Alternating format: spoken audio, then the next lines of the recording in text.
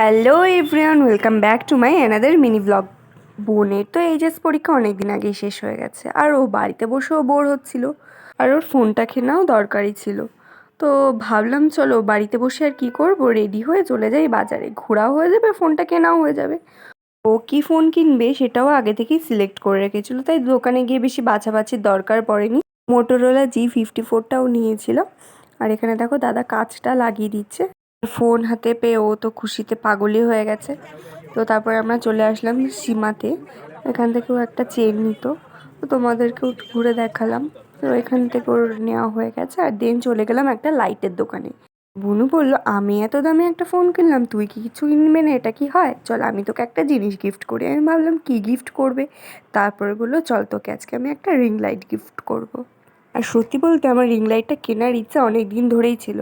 লাইটটা কিনে নিয়ে চলে আসলাম একটা ফাস্ট ফুডের দোকানে, সেখান থেকে খেয়ে নিলাম এগ রোল, দেন চলে আসলাম বাড়িতে।